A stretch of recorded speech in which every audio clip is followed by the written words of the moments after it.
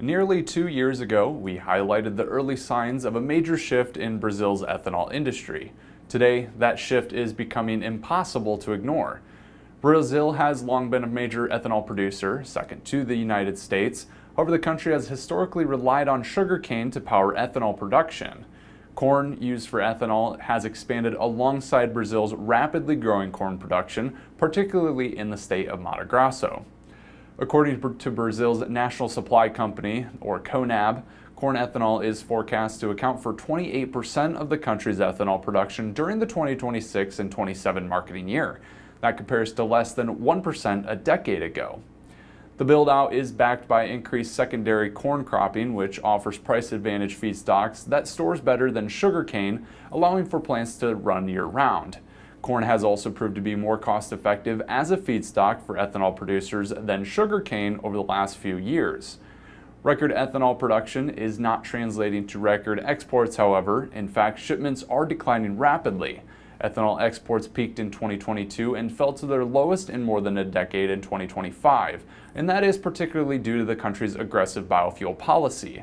Currently, gasoline sold in Brazil contains 27% anhydrous ethanol, a policy that has encouraged the widespread adoption of flex fuel vehicles.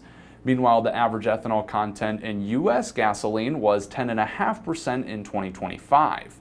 Brazil also has its eyes set on becoming a global leader in sustainable biofuels, with hopes of additional growth from sustainable aviation fuel, or SAF. In early July, the first fully ethanol-powered container ship departed from Brazil, and that comes as the International Maritime Organization prepares to implement a net zero framework for global ocean shipping. Still, the launch underscores Brazil's broader strategy of creating new domestic and international demand for ethanol beyond road transportation. Brazil's ethanol expansion has implications that extend well beyond its domestic fuel market. As more corn is consumed at home, the question becomes whether fewer bushels may be available to compete with U.S. exports. For over a year, we've been covering the record pace of U.S. corn exports.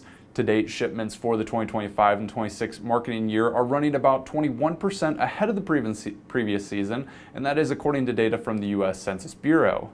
U.S. exports have seen tremendous growth from key destinations of Mexico, Japan, Colombia, and South Korea.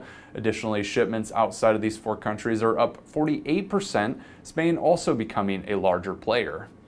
Any increases in Brazil's total corn production does not necessarily mean increased export competition for the U.S. As domestic ethanol production expands, a larger share of Brazil's crop may remain at home rather than entering the global export market. Brazil's expanding corn ethanol industry is reshaping how its corn crop is used, with a growing share being consumed domestically.